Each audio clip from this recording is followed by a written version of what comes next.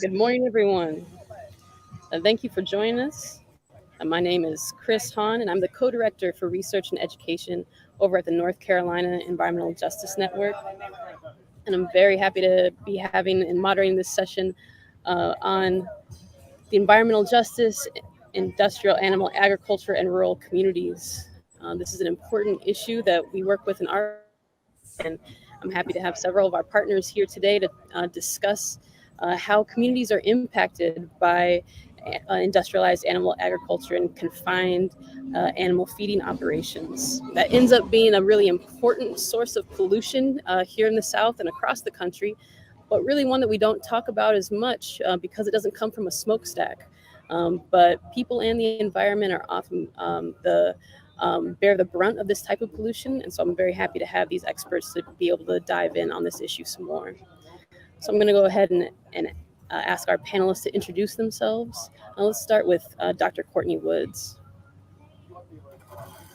Good morning, everyone. I'm Courtney Woods. I'm a faculty member at the University of North Carolina at Chapel Hill in the Environmental Sciences and Engineering Department, which is in the School of Public Health. I also direct the Environmental Justice Action Research Clinic and also serve as lead for 2 MPH concentrations within the School of Public Health. Thanks for having me. Thanks for being here. Sherry? Thanks, Chris. Hi, everyone. I'm glad to be here today. My name is Sherry White Williamson. I am the Director of Environmental Justice Strategy at the North Carolina Conservation Network, where my role is to look more deeply across North Carolina to try and work on many of these issues, incorporating many of our partners, particularly our rural and less urban and suburban partners in this work. I also am co-founder of the Environmental Justice Community Action Network, which is a nonprofit in Sampson County, North Carolina, which is the 2nd largest hog producing county in the United States. So have a lot of close experience with the problems associated with this. And finally, I teach an environmental justice, graduate level environmental justice course at Duke University at the Nicholas School of the Environment. It's a pleasure being here. Thanks. Thank you, Sherry. And Tyler? Yeah, thank you, Chris. My name is Tyler Lobdell. I'm a staff attorney with Food and Water Watch. We're a nationwide nonprofit that focuses on climate and energy, water rights, and then food system reform. And so my work is focused on industrial animal agriculture and the pollution impacts from that industry. My focus is primarily on water pollution. But as we'll talk about today, this industry kind of pollutes all aspects of our environment. And yeah, really honored to be on this panel today. So thank you so much for having me. Thank you all. So I'll start off with our first question. And what are some of the environmental health concerns that you have seen related to concentrated animal feeding operations, or CAFOs?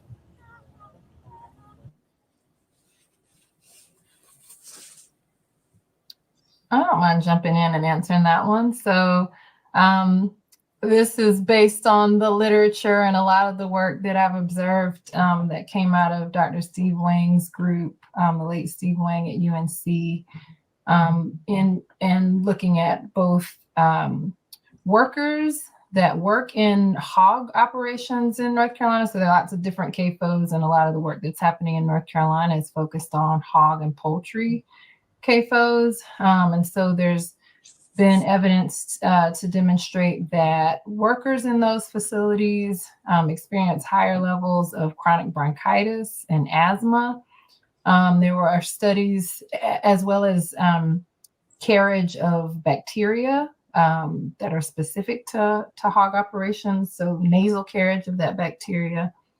There have been studies to demonstrate that children in schools close to hog operations experience higher rates of asthma than children at schools that are not as close to those facilities.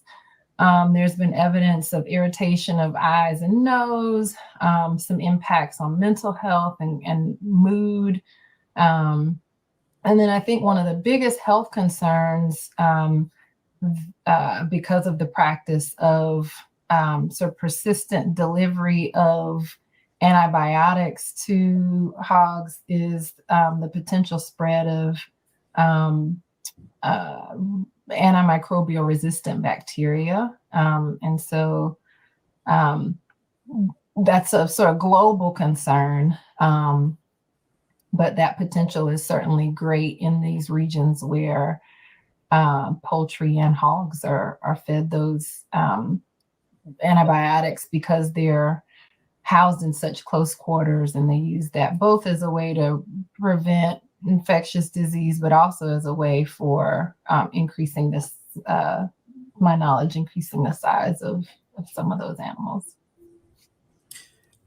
In addition to what Courtney just said, I think that we also have to look at the sociological and psychological impacts on these communities.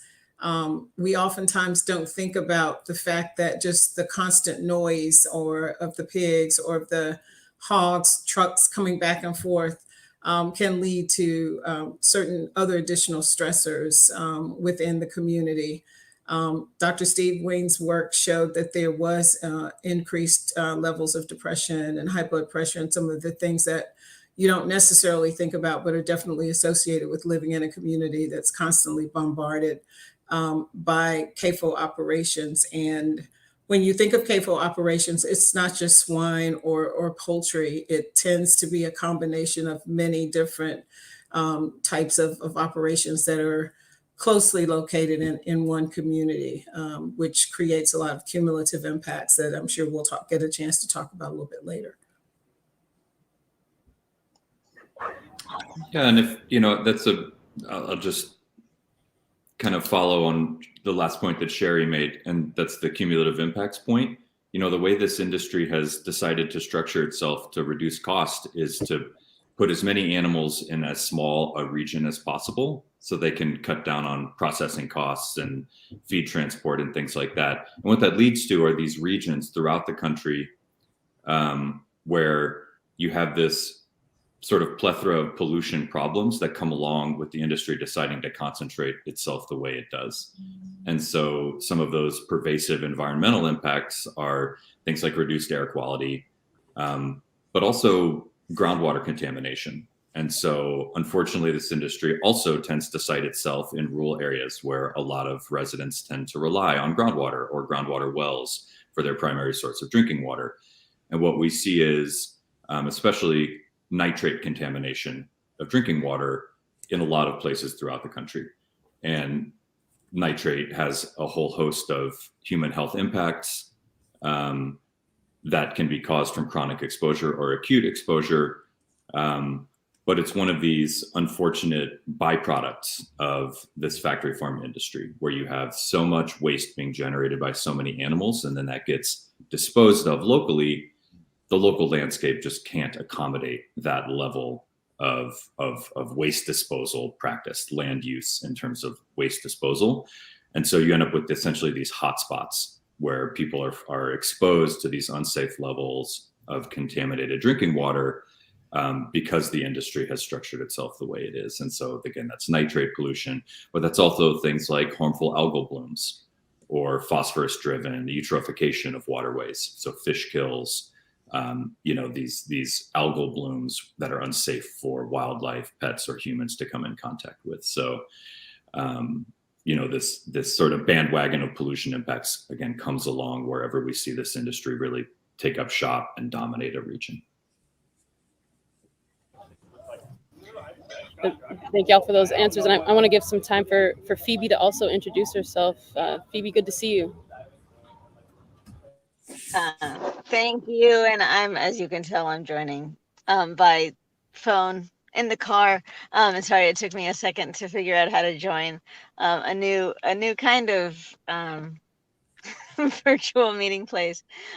Phoebe Seaton, I'm with a community-based advocacy organization called Leadership Council for Justice and Accountability. We're based in two major agricultural regions in California, but for the purposes of this work, it's really focused in the San Joaquin Valley. where the majority of the issues that we're dealing with, there is poultry and cattle, but what we work primarily on is dairy cows and concentrated dairy cow operations, and the relationship between dairies and biogas. And just one other thing that I wanted to kind of add to the pile of cumulative impacts and psychological impacts is a lot of the folks that we work with, when they raise issues around living near large kind of factory farms and the impacts of those factory farms, the response is always, well, like, you didn't have to live here, live somewhere else, which also has like really, really negative impacts kind of on the individual and the community health. But I think we're just doing intro, so I will stop there. Well, no, that's a great segue into my next question, because what you hit on is the location of the farms themselves, and which tend to be disproportionately sited in communities of color, low income areas, and neighborhoods with limited power overall. So if y'all could actually share lessons learned and best practices that attendees could use to fight against these unhealthy agricultural practices in their community, that'd be wonderful.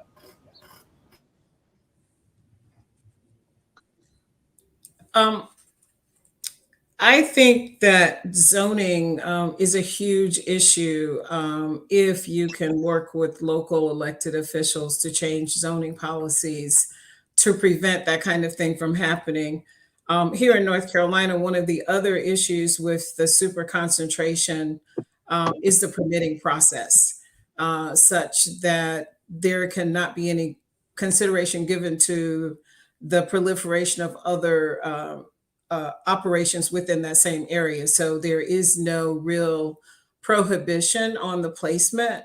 So there needs to be some regulatory changes, probably some type of legislative changes in order to make a difference in these communities. Because once these facilities are here, as Phoebe said, folks can't just pack up and leave. We hear all the time folks talking about how their property values have gone down. No one is going to buy property in those areas where they know that the property value is already very low. However, the tax base doesn't go down for those same folks. So they're expected to pay property taxes at a level that the home was originally valued at, even though the value may have gone down 25, 30, even 50% in many cases. And there's no option to move because they would be selling at a loss and not be able to afford to buy something else. So they're kind of stuck in a dead zone, in a manner of speaking, without any options to get away. And the industry has such control that they're able to almost have the final say on what happens in those communities and whether something else gets placed there or not. But once they're there, it's difficult to have them removed, if at all.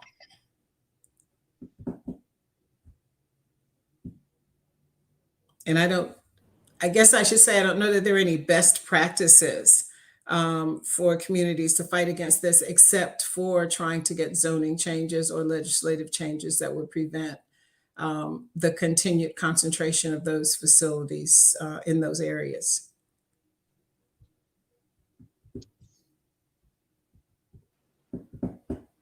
I'll add a little to what Sherry has mentioned, and note that I think there are a lot of states that have developed hazard mapping tools to identify communities that are disproportionately impacted or have cumulative risk.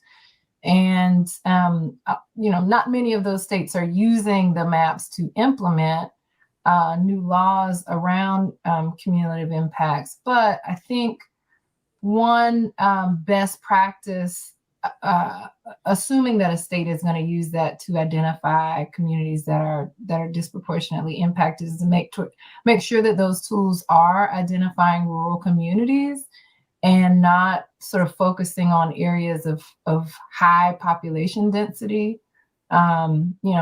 Just because there aren't a lot of people in rural communities doesn't mean that the facilities that are there, in this case, hog operations or poultry operations, doesn't mean that they're not having a pretty severe impact on the folks who live around them. So I think that might be one other best practice to ensure that tools that might be used to identify who's most impacted, to make sure that they're not slated or not designed against sort of rural communities. Yeah, I think that's a really good point. And I'll just put in like specifically, that means that perhaps using something like census tract or census block actually may not make sense in a rural context, or it may not show the actual diversity or population that's there at that granular level, or the scale in which the environmental injustice is actually occurring, because rural spaces are by definition very few people over a large land area. So it can still mean that people are actually experiencing a lot more cumulative impacts, as y'all have suggested, but maybe not showing up on a map that is basically diluting that, spreading that across a much larger area. That's a great point. And I would just add, I mean, I'm sure Sherry and Phoebe and maybe Courtney as well have a lot more hands-on experience with this than I do, but organizing is so important, because, you know, this industry hopes to put itself in places where they're not going to be confronted with organized resistance to their plans. And so they look for areas that are rural. They look for areas where they expect folks won't feel that they have political power. And so it's just that foundational reality that organizing your neighbors, organizing those that are going to be most impacted by a potential new factory farm or expanded factory farm or biogas addition to a factory farm, it's such a critical, just foundational piece of work that needs to happen, because for the most part, folks people don't want their wells to be contaminated. They don't want to have toxic plumes of dust rising above their home every evening because there's a new factory farm next door. But at the same time, there can be a lot of resistance to speaking out against agriculture in a lot of communities. And so just building those relationships goes such a long way for what can often be, you know, pretty long fights to protect your community. So.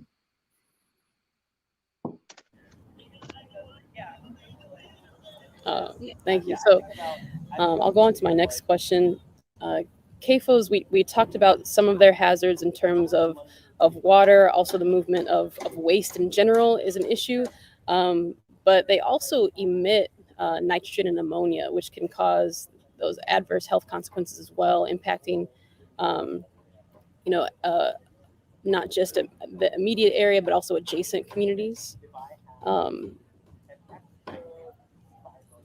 Let's see, specifically out in I think in California, Somerset County, approved a new rule that doubles the minimum space between chicken houses and a residence from 200 feet to 400 feet due to complaints of local community members. Are you aware of this specific practice, or of increasing that buffer?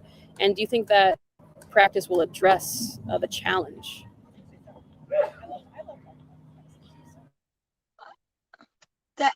I don't know if anybody wants to speak to that. I don't know. That Somerset is not, that's not California. So I don't know if somebody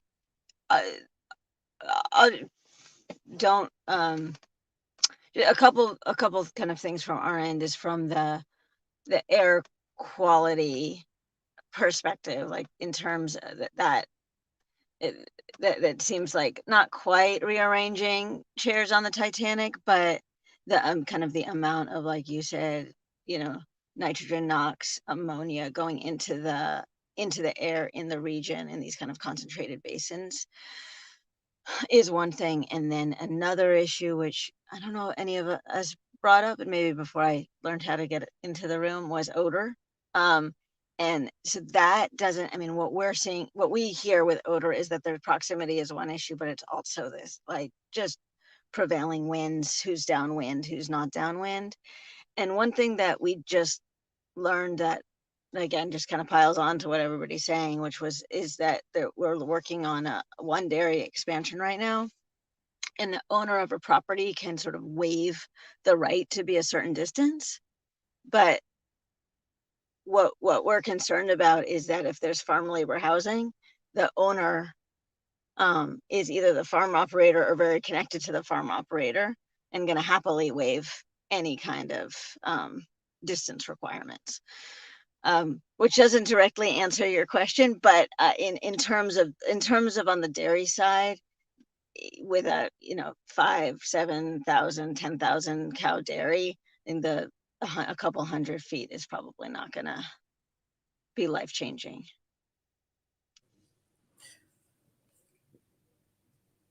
Chris, the emission of nitrogen and ammonia also comes into play with what's happening in a lot of places now with the installation of anaerobic digesters.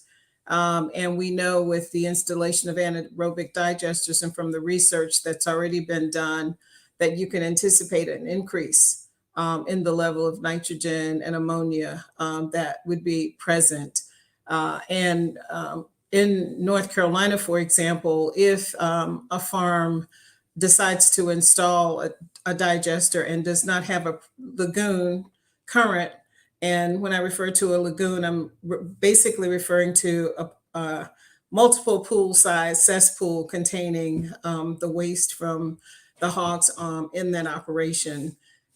If they do not have a lagoon that is already lined, that they would be allowed to dig another lagoon and line it to accept the waste from the digester process. And that could even be closer to the property line of an adjoining neighbor. So rather than making it safer and farther away, potentially the adjoining property owner could be exposed to much, much more than they would, because they will be in closer proximity to a new process as well as what's already existing. So ammonia and nitrogen are definitely a problem, and it's not just in the air.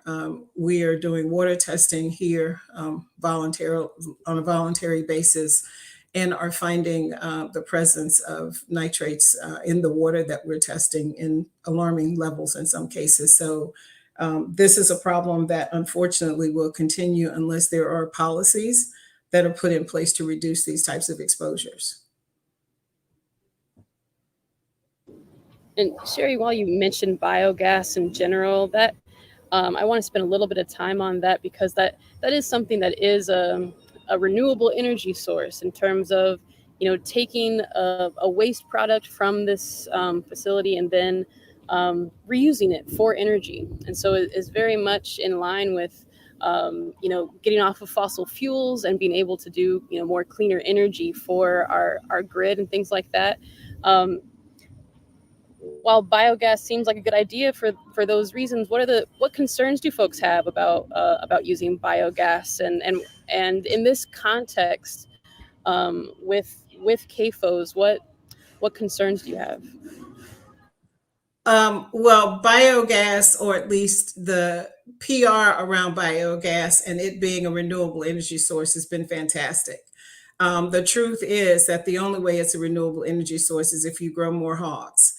And the fact is that you have to put the lagoon, the digester system in order to create enough methane to justify the whole biogas system to start with. It's more harmful to the community. As I said earlier, just putting in that digester means there's going to be an increase in some of those most harmful gases within that community.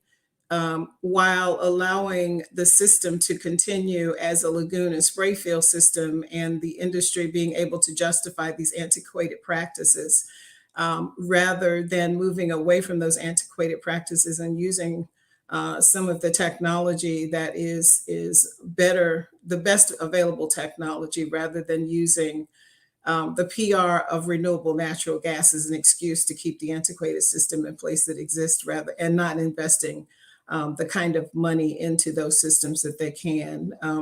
These industries are multi-billion-dollar businesses, but they continue to use the excuse that to use the right kind of technology is not economically feasible for them. So basically, they choose money over people, and we've got to try to get away from that, and we've got to continue to tell this story. Thank you, Sherry. Anyone else on that? Sure, I'm happy to jump in. I think it's really important to distinguish between renewable and clean energy, because I think it's easy to conflate those two. And as Sherry said, sure, I guess we're talking about a renewable source of energy in that we could just continue to raise more hogs or more cows on factory farms. That's very different than, is this a clean energy? Is this the kind of energy that as a society we're moving toward? And it's not, it's really the opposite of clean. I'm sort of repeating what Sherry has already said a little bit here, but in order to have biogas production at an industrial animal ag facility, you need to have really environmentally harmful systems in place to facilitate that biogas production. So you need these lagoons or these cesspools. And along with that comes the spray field method of disposal. So once a facility is liquefying their waste and then spraying it on fields, you have a whole host of public health and environmental problems that are baked into that system. You can only produce biogas if you're liquefying your waste and putting it in these cesspools. And so to have biogas production, you have to have this devastating underlying system already in place. And so the biogas, the monetization of that both rewards that decision to pollute your community, and it incentivizes more of it. It incentivizes more animals in facilities like that, and it incentivizes manure management practices that facilitate more profit from biogas. So that means managing the waste in the least responsible ways so that you can make money off this new revenue stream. And I'll also note that this is not a climate solution. This also entrenches natural gas infrastructure and pipelines and continued reliance on natural gas burning in industry and in residential construction. And so that also, any rational policymaker accepts that we need to move away from natural gas as part of our, transition to an equitable and safe climate future. This moves us in the opposite direction. I unfortunately work on this biogas issue around the country, and what we see is an expansion of the natural gas utilities capital investments along with these biogas production facilities going in at factory farms. So it really is both the industrial animal ag industry that uses it to greenwash their operation and entrench their most dangerous practices. And then we have the fossil fuel side of it, which again uses this product to greenwash its operations. A really stark example of this is a company that went into partnership with Smithfield Foods, the largest pork producer in the world. Their marketing pitch is, if we can just get 4% of our natural gas from Smithfield factory farms, we're climate neutral or we're climate negative. So we're going to have 96% fracked fossil gas, 4% factory farm gas from Smithfield factory farms. And this company is now going to say that it is good for not only not a climate problem, it's good for the climate. And so it really is a boondoggle from all angles.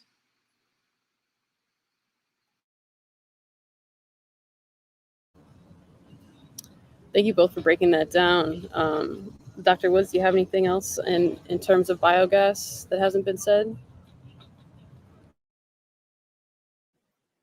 I feel like Sherry and Tyler have touched on it pretty well. I was going to try to maybe connect this to the previous question and just note the real harm of maintaining the spray field, lagoon and spray field system. So, no amount of moving residents twice as far from the facility will get rid of the potential for the aerosolized liquid fecal waste from, really being able to travel. It can travel miles depending on what the atmospheric conditions are, and the potential for that to enter into surface waters and groundwater. So I think just connecting this idea of, trying to produce a natural energy source requires this system to be in place. And, even if you're trying to improve the system by getting people farther away from these facilities, increasing the distance between the facilities, that system in and of itself is harmful to the environment and to humans that might be exposed.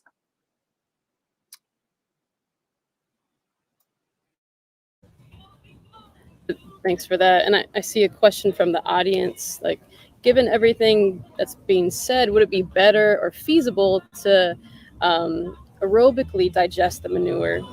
And so I'll add in to that question just that is this issue a technical one or an issue of power? So, and I'll say, like, are there other options other than biogas and other waste processes that would be better for the environment? And if so, why haven't they been implemented? Why is biogas being something that's widely accepted?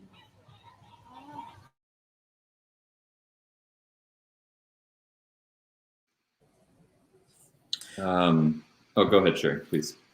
No, I was going to give a short answer. Actually, the waste is being aerobically digested now. The reason that the process is going to anaerobic digesters is to try and make a little bit more money off of the process. Currently, the waste is captured in a lagoon, which, as I said, can be the size of several football fields. And that waste is allowed to evaporate aerobically for a while, and then it is sprayed on adjoining fields. What the anaerobic process does is capture more of the methane rather than let it do as it's doing now, being aerobically evaporated into the air. So that system is one that already exists, and that doesn't work either, because you are talking about the average farm may have anywhere from 4,000 to 9,000 animals. Each animal excretes about 11 pounds of waste a day. That waste is cleaned out of that farming system into the lagoon, and then that waste is sprayed on the fields. So you're already creating a problem. And so anaerobic digestion doesn't really solve the problem, because, as Tyler alluded to, you end up with that waste seeping into the groundwater, into adjoining streams, fish kills,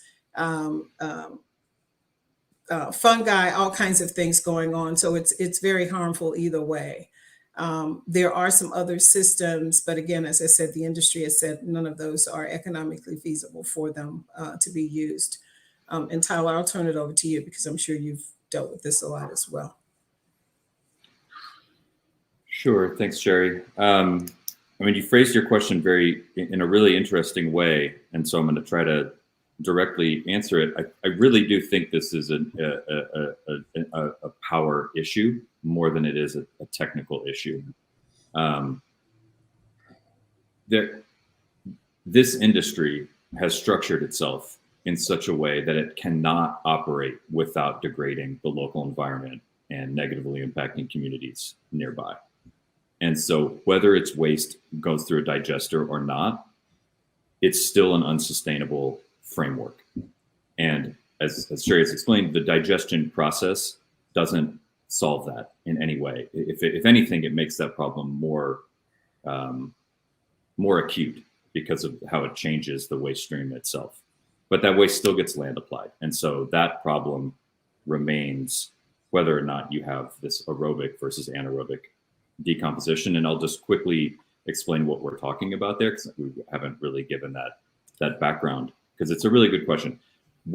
Methane emissions, which is the main greenhouse gas that we're talking about when we're talking about anaerobic digesters, methane emissions from these types of facilities, from factory farms, is a major problem. And that's because of how they manage their waste, and because they put their waste into anaerobic environments, or environments without oxygen, to help the organics break down the way they naturally do in the environment. But that same waste could also be breaking down aerobically, or in the presence of oxygen. So, for example, a pig on pasture or a cow on pasture is going to be defecating onto the pasture. It's going to break down in the presence of air, and it's going to become part of the soil in the sort of natural cycle that we all probably learned about early in school, this cycle that's been happening for millennia.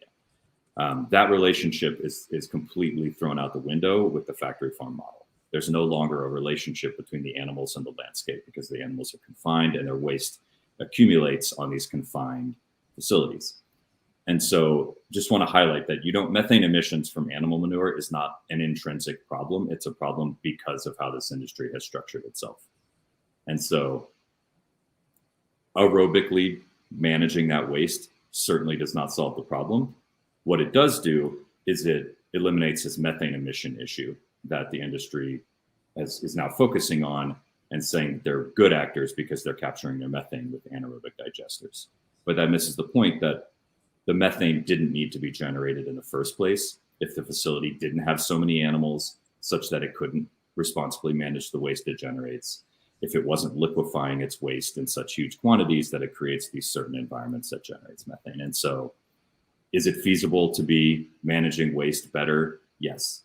But as a foundational point, you cannot raise tens of thousands, hundreds of thousands of animals in a particular watershed or airshed and not anticipate and expect that to have pretty serious environmental and public health consequences, whether or not you have a digester, right? It's just, that is a fundamental flaw in the system, or it's how the system's designed, but it is a flaw from a public well-being perspective. And while we're talking about methane, Chris, the Clean Air Act, methane is not a criteria pollutant under the Clean Air Act. So there aren't any limits per se that we could even go to the EPA, for example, and say, this area has this exceedance of methane and we'd like for you to do something about it. So there actually are some efforts at this point to try and encourage EPA to add methane as a criteria pollutant. But at this point, it isn't even a criteria pollutant under the Clean Air Act. And so you have a major problem with all of these factory farms producing all of this methane without any controls under the Clean Air Act, basically.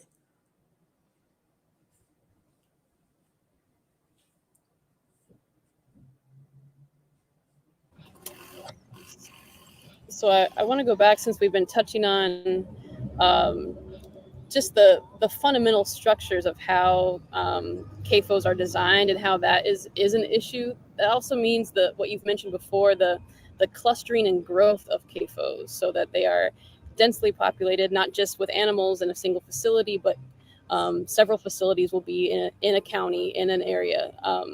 And they also are expanding their footprint within those areas. So that's led to those growing water quality issues and others in several environmental justice communities.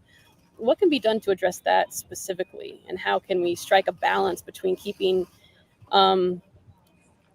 independent farmers viable and preserving our natural resources?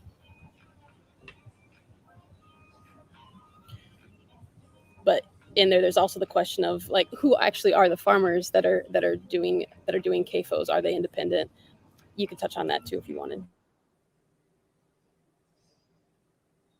I'll jump in quickly. We're seeing a lot of this, especially in some areas. The balance of power is so tilted towards the farms and the farmers and agribusiness, and away from natural resources, and especially community members impacted. So in some places in California, the expansions are subject to environmental review, and in some cases, the power of the industry and the rhetoric, and I think Sherry spoke to the PR of the industry, is so powerful that there isn't even environmental review, because there's just a an assumption that, like, quote unquote family farmers are good for the economy, good for the environment, good for the world. So there isn't even the discussion of the weighing the cost and benefits of the expansion of the farm and the the impact on the environment. Then there's also, everybody's a family farmer in California, and that might be true throughout the country as well. So you have these, multi-billion-dollar operations, but there is at some point like a family at the center of it. So there's, again, like that adds to the rhetoric of the, the agrarian mystique and the poor family farmer that we need to support. So I mean, we would call for, one thing that I didn't touch on, and you touched on, I think, Chris, in terms of the concentration near communities of color, is there's also the issue of, in California, we have a pretty robust civil rights framework. So we have been trying to call into question the disproportionate impact on communities of color and using kind of fair housing laws and fair housing rhetoric. So we would just definitely argue that there needs to be so much work to rebalance the conversation towards communities and away from just the assumption that family farmers are good for everybody.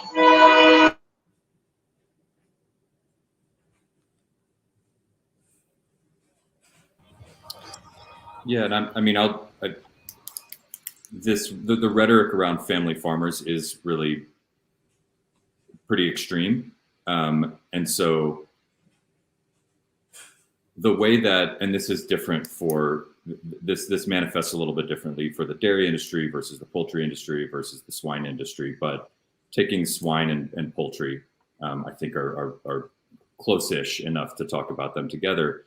The folks who are producing or raising animals for Tyson Foods, for example, or Smithfield Foods, are making very few choices of their own.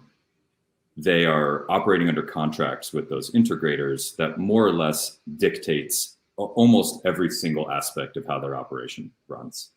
So they're told what animals they're going to house. They're told what size the barn has to be. They're told how high the food troughs have to be at any given point in the production cycle.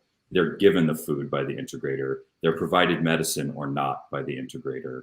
And the cold date or the time in which the animals will stay at the farmer's facilities is dictated by the integrator. So I've heard a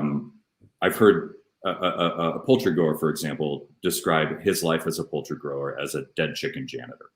He did not feel that he was a farmer. He felt that he was a janitor for his integrator and merely had all of the liability on his shoulders, whereas all the profits go to the integrator. So even this relationship about who are we saving, what interests, because for Food and Water Watch, we're extremely concerned about family farmers.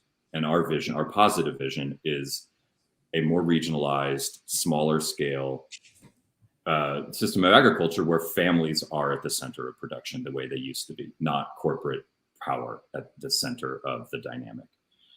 But I think identifying what you mean by family farmer is extremely critical in that conversation, because again, the pork industry will say that 99 out of 100 producers are family farmers, and it really hides the reality of the relationship where, again, the integrator is calling all the shots. And that also means that the farmer or the contract producer, sometimes they're called, doesn't have the option to do better by their community. They don't have the option to structure their business in a way that would have fewer impacts, be it quality of life to their neighbors or the environment, because it's not really their choice. They're under this contract, which is going to tell them exactly how they're going to run their operation. And if not, they get cut.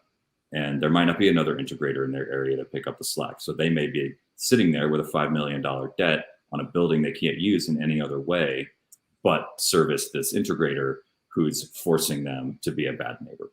And so it's also important to identify where the blame should lay. And the blame needs to lay with these massive corporations that have manipulated the system to their benefit, not on the individuals who frankly get stuck as contract producers under these really exploitive relationships. So supporting family farmers is critical. Knowing what you're talking about is equally critical when you're wanting to support that side of the system.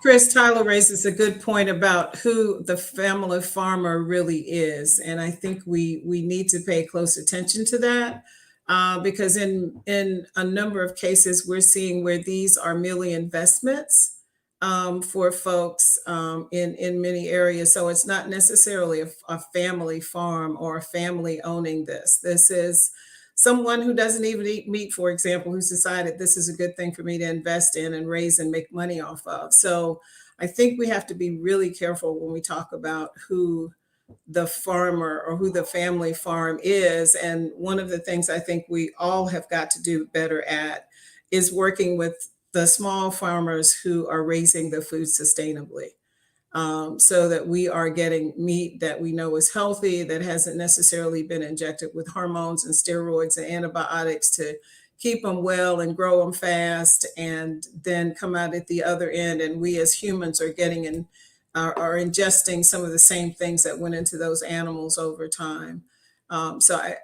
Sustainability should be the key in all of our minds as we are purchasing. Yes, it may be a few pennies more per pound, but in the long term, I would say it's worth it, or at least knowing where it comes from, and supporting the farmers who are trying to do the best job possible. If I could just add one more note to that, and that's this idea to this myth that this industrialized approach to growing livestock is necessary for our food system. And at least in North Carolina, 40 years ago, there were certainly way more family farmers, independent farmers that were producing almost as many hogs. They were producing them on the ground, and they were not practicing, this approach to waste management that's harmful to the environment and health. So I think that is an important piece to add to the story, that we can feed just as many people in a way that's more sustainable.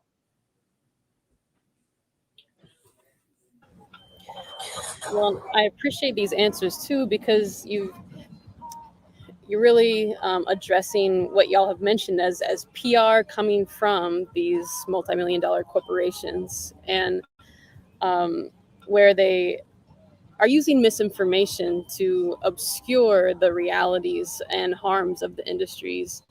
I guess with that PR and misinformation campaign, how are environmental justice communities portrayed in that messaging?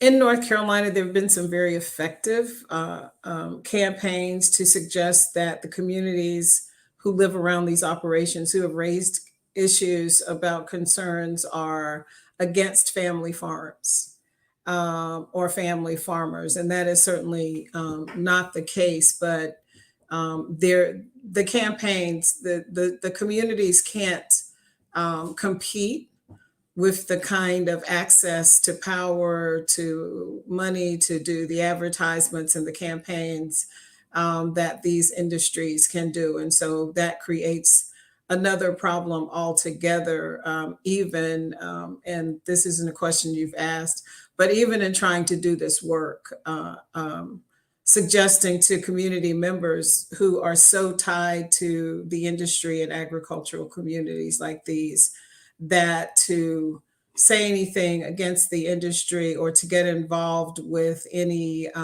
advocacy against the industry would mean that there would be job losses, that companies would shut down, those kinds of things. So the PR machine is working overtime, and we've just got to continue to work and spread the word that there is a better way to do this, to be more protective of the communities where this is happening. Certainly communities like the ones I come from aren't trying to put anyone out of business, but we want to relay the message that there are safer and better ways to do this work, so that the community members who have to live around these facilities are at least protected in the best way possible. Yeah, our experience has been kind of similar to what Sherry said, is that it's portraying anybody calling into question the industry as job killers and hurting their families and hurting their communities. And also there's a really effective approach among a lot of the larger growers, and definitely the dairies, to give away kind of turkeys and Thanksgiving and bikes, etc. And they're like, you liked us fine at Thanksgiving, so kind of you want everything, you know, you want you want clean air and you want the bikes, is kind of often leveled at folks. And then just, you spoke to this a little bit, Sherry, too, is just straight intimidation. So we work with somebody right now who feels like she sees a white van behind her all the time. And when we raise it, I think the powers that be say, well, she's crazy, and nothing like that is happening. So.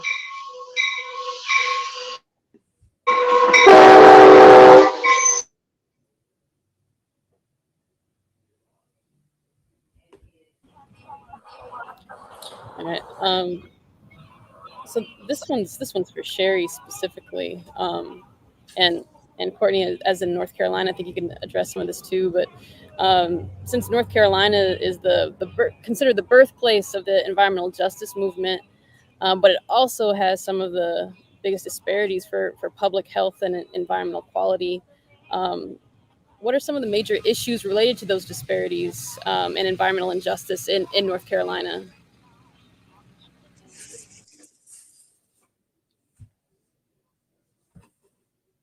Courtney, do you want to take that one first?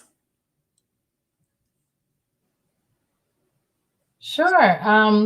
Well, I think I'll bring us maybe back to this idea of cumulative impacts in many parts of the state. And there's a link connecting so many of the things that we talked about. So, you know, the issues of zoning and lack of zoning in certain parts of the state, the composition of planning boards and county or city council in certain more rural parts of the state, certainly contributes to unwanted land uses being disproportionately located, and certain decisions for unwanted sites to be located in communities of color and lower income communities. So I think that's one thing that contributes. I think another thing to note is, we spent a lot of time talking about the negative or unwanted land uses, and also need to give some attention to salutogenic and healthful land uses as well, and access to healthcare and green spaces and that sort of thing. And I think similar mechanisms are at play for communities of color not receiving the appropriate amount of investment in land uses and infrastructure that would promote and enhance their health. There's certainly issues with extraterritorial jurisdiction in North Carolina, where areas that are outside of the municipality are not able to get access to drinking water and sewerage infrastructure. And I think the challenge of not considering what a community is already burdened with, or not considering the access to health infrastructure or other resources when new decisions are being made around siting a facility in a community, I think that matters. And so I certainly think that has contributed to EJ, disproportionate impacts on communities of color in North Carolina. I don't know if you want to enumerate some of the specific sources of exposure in North Carolina, Sherry, or at least in Sampson County. Well, I wanted to sort of piggyback on some of the things you were saying, and I can talk about that a little bit as well. But I think one of the problems that is contributing to the problems we're seeing with disparities is less than robust tools for communities to be able to have access to actually know what's going on in various communities, deeper than just census tract data. lack of sharing of already existing health data and refusal to collect data in areas like where we come from. Rural areas are least likely to be monitored for anything. So the story can be there, the argument can be made that there are no real harms, but there aren't harms if you don't bother to collect the data in those areas to know what the harms might be. So, that is a huge issue. There's also sort of the complicity between the permitting process and the business incentivizing process.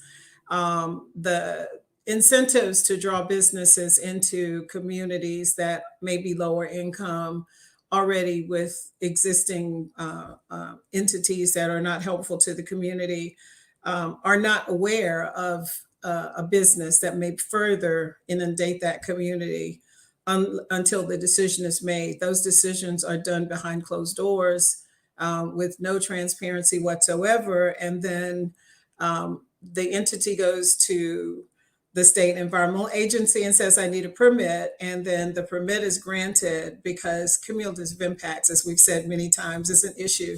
And they aren't considered in the permitting process. So you are incentivizing a business to come into a place that's already inundated and not a process to protect the community through the permitting process. So therein lies another reason why there are many disparities in these communities. And that lack of transparency creates a level of distrust within the system for local community members. So it makes it difficult to talk with local community members, to get them engaged to advocate on behalf of themselves or their families. And then the process for trying to do that can be very convoluted for a lot of folks. So I think that there are a lot of reasons why we're still seeing a lot of disparities. And until we have the kind of robust data that we need to have for many of these communities, we will still not be able to make the kind of case we need to make that will ultimately lead to some type of change. Thanks for that. I think you both hit on a lot of points there, but I just want to highlight that what you said, Sherry, in terms of people being asked to engage in the process on a decision that's already been made. So going to a public hearing on a permit, that really whether or not people attend and voice very clear, a clear objection to the process and very well laid out why it will impact them and their community and also the environment, and things still get permitted and things continue. So that is something that people lose faith in the overall system there. And I want to go on to a question from somebody in the audience. Marcus asked, what are the state and federal policies that support and are barriers to land use for this particular situation? So we've talked about like the Clean Air Act and some of the holes in there that kind of allow some of these things. Are there policies that help?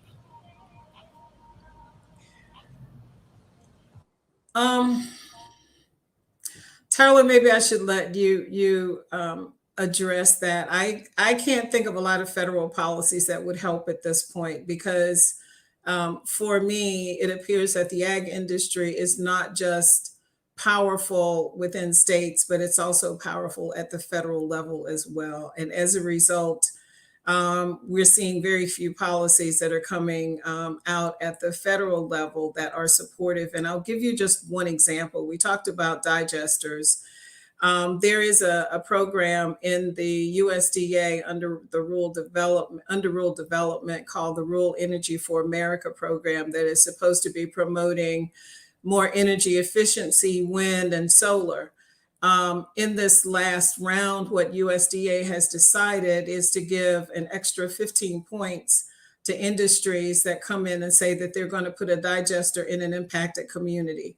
There is no requirement for the best technology to be used. There's really no major criteria that's set up other than just tell us you're going to put a digester in an impacted community and we're great with that. We'll give you 15 extra points. And until the federal government or federal decision makers understand that there needs to be some criteria put on programs like that so that it is protective of these communities that the administration says they want to protect, nothing will ever change. So that's just one example at the federal level. At the state level, the policies are generally written to be very favorable to the agriculture industry. And that again has to do with the power of the legislator versus the power of the communities that they represent. And in terms of barriers, land use is an issue, because if you think about it, if you are someone who has gone through a planning program, you're usually learning planning and land use in urban or suburban areas. You aren't learning land use or planning in rural areas. And until, again, more emphasis is made around all of that as academic institutions try to sensitize students to the issues of rural America, we're still going to have these barriers because, again, data is what we need and what we don't have. Tyler, I'll turn it over to you. Sure. Thanks, Sherry. A really great question, Marcus. And so at the state level, it's really important that you look at your state and to figure out exactly what the situation is, because a lot of states have what are sometimes called right to farm laws, which really strip local decision-making away from local decision makers. And so zoning, where an industry is going to be sited, or where it will be allowed to be sited, is historically and traditionally a local decision to be made locally. For this industry, that's largely been flipped on its head, where state government gets to what's called, they pass laws which preempt local efforts to make these kinds of decisions, to say we don't want this many CAFOs in our county or whatever it is. That authority has been taken away and the state gets to call the shots. So that's one barrier, that it's good to inform yourself on what is the situation in my state. I live in Idaho, and we actually, the decisions are made at the county level. And that's, in my opinion, more productive than in certain states where everything is now given to the state legislators. So your state situation could be different. It's kind of a hodgepodge around the country, but these right to farm laws are often a very significant barrier, both to siting or to protecting yourself after the fact. You know, they might make it such that you can't bring a nuisance claim against a bad factory farm that's next to you. But then on the federal level, I mean, Sherry's absolutely correct. There's very little federal oversight of this industry, and especially when it comes to land use. One thing that Food and Water Watch has done is look to the Safe Drinking Water Act. So I mentioned this problem of nitrate contamination and phosphorus contamination, this drinking water crisis that tends to follow the factory farm industry around. The Safe Drinking Water Act gives the US EPA, Environmental Protection Agency, a huge amount of authority to deal with a contamination crisis like that. And so we have Safe Drinking Water Act petitions to EPA for Eastern Oregon, for Yakima Valley in Washington State, for Minnesota, and there's one pending from years ago in Wisconsin. And so because federal laws, because this industry has been given such like a role of exceptionalism under the regulatory framework, right? Like all the protections that we expect for air quality and water quality just don't apply the way they should to this industry, or aren't being applied the way they should.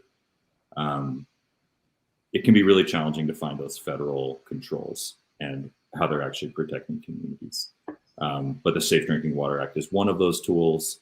And then the Clean Water Act, you know, Sherry's point about an absence of data is such an important one. And this industry has created that absence of data and then relies on that absence of data. Mm-hmm. So they'll say, oh, well, show me the data that we're polluting the environment.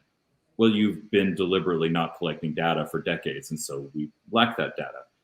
And so that's, you know, there's a growing coalition of groups, and Food and Water Watch has been pushing this really hard of trying to get the permits when a factory farm is operating under a permit, to ensure that there's monitoring that the facility itself has to conduct, so that community groups aren't on the hook to pay for their own monitoring to hold the industry accountable. It really should be on the industry itself to be monitoring its own pollution and then publicly reporting that data so that communities can protect themselves without, you know, breaking the bank to go do what EPA and local regulators should have been requiring the industry to do, and that is show what its pollution costs really are.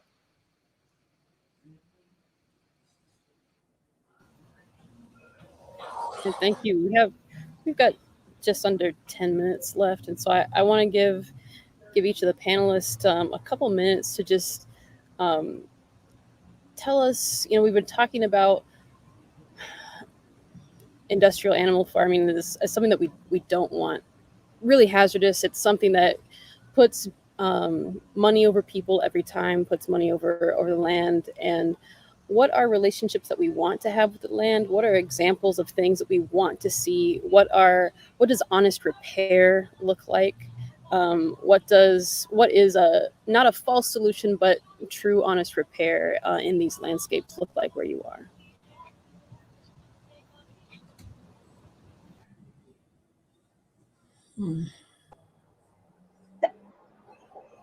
That's a really good question. I think we're really used to kind of fighting bad and less used to elevating good. There is an opportunity in California called the Multi-Benefit Land Repurposing Program that we see some opportunity in, where we're looking at transitioning land in areas without adequate water. And so we've been advocating a lot for putting that land back into the community's hands, and especially communities that have been dispossessed of their land, to really democratize decision making around at least that land, and create community-based assets in what has been land and practices that have been polluting those communities. Wonderful. Thank you, Phoebe.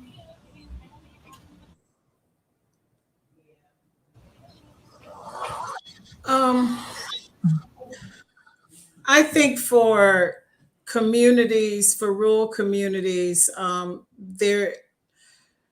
there aren't clear solutions at this point. I think a lot of rural communities, particularly in North Carolina, are still trying to figure it out because they've been bombarded for so long with all of these concentrated animal feeding operations.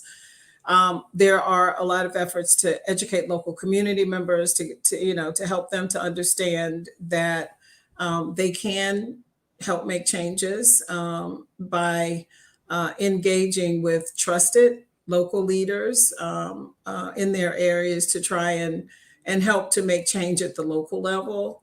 The state level change is a little bit more difficult, but also partnering with local affiliate organizations that are both local, but also statewide organizations that sort of are on the same sheet of music as they are, to work collaboratively to try and help make change. But I think one of the biggest things that we're seeing is just the opportunity for folks to speak up and be able to speak out, because they have not been able to do that. And then to push those officials that are friendly to these issues to do a little bit more, because we recognize that this is an issue that touches all of us. But the story of the impact on rural communities has not been told broadly enough. And one of the goals that we should all have is to tell this story everywhere we go, so that folks better understand that because you say you're from rural America, that it's not a wide open, green, wonderful space with fresh air and all of the things that I think folks tend to equate with rural areas, but starting to understand that those hidden places are where these industries are starting to and have been coming in for years and years and years and polluting as much, and I would say even more so than in more urban areas that we hear about all the time. I'd really like to see a Christmas rom-com that focuses on that very topic, Sherry, of not the idyllic piece, that there's other things going on. Thank you for that. Tyler, you want to go on next? Courtney, I'm going to leave you for last. Okay.